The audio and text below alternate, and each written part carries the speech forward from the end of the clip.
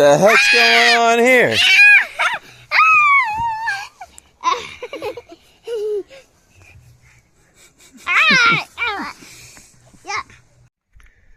I scooped up this this old Honda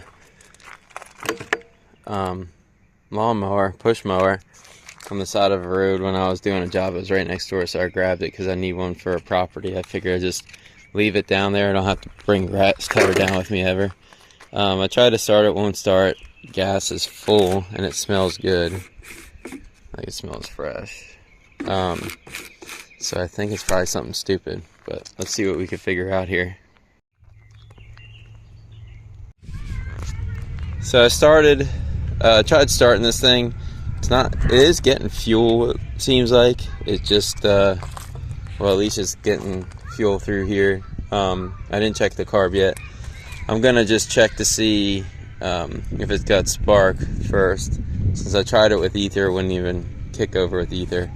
So, more than likely, it's probably spark. So let's check that out. Alright, I just tried it myself, because I could just yank it from this side here. Doesn't look like it's got spark, so we'll pull the plug on it, and let's hope it just needs a spark plug. No maintenance has ever been done on this thing. I shook this thing out. It was caked full of dirt. I didn't even look at the blade. It's probably, it's like the original blade, dull as can be. So I think Harry homeowner or whoever had it, they just ran it and never did much to it. So usually that's how it goes. And then it's something simple like this. This is probably like $1,000 mower back in the day or something. I know they're expensive, but so let's pull the plug on it. See what we got.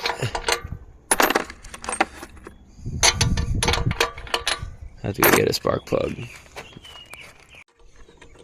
Alright, I went and got a spark plug socket. This was a 13/16, but I'm gonna go and take a gamble here and say that that's the problem. I could probably just clean this thing up with a wire brush, because I don't think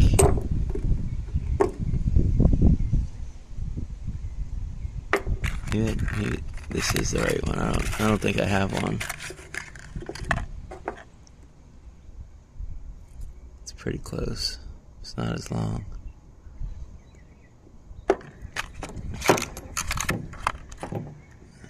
That's another seam.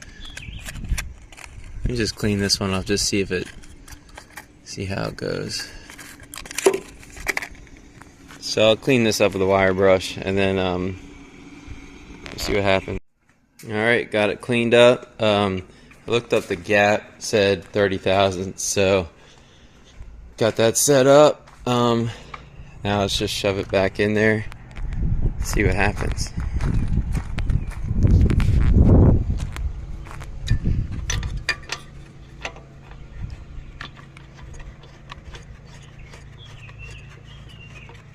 I'm not even going to put the spark checker on there. I'm just going to send it, because it's probably just going to start.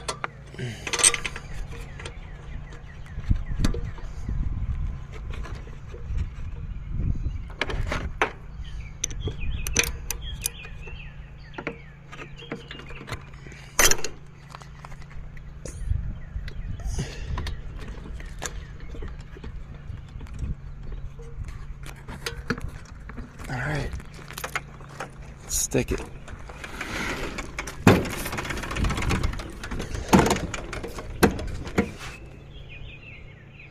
Let me see if I can just set this camera up on my twisted tea can. See what that does for us.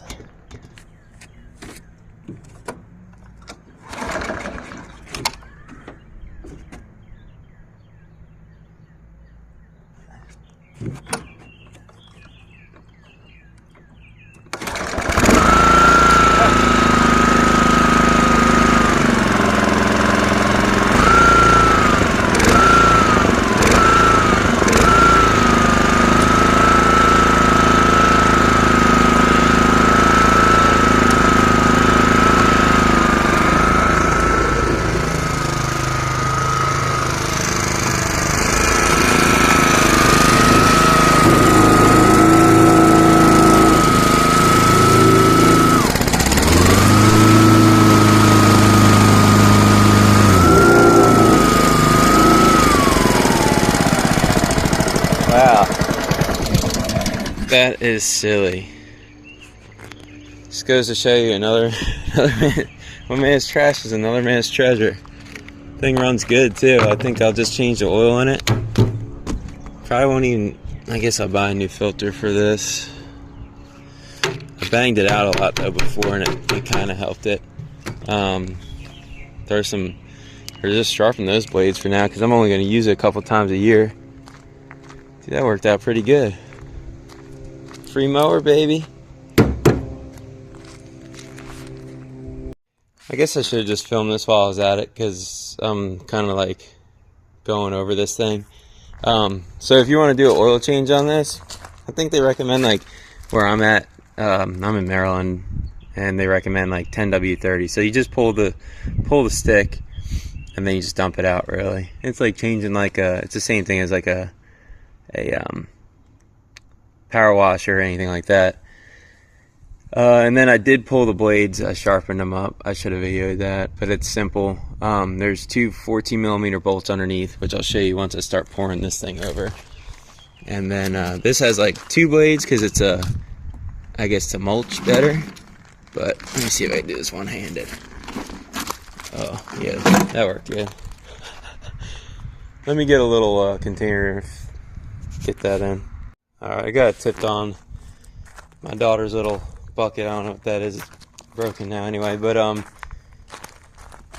I just sharpened it up good enough. So it's just these two 14mm bolts. Take them off, and you know, if I was like gonna use this regularly, I would just change the blades because they're pretty shot, especially that top mulching blade. There's not, you can kind of see, there's not much left there.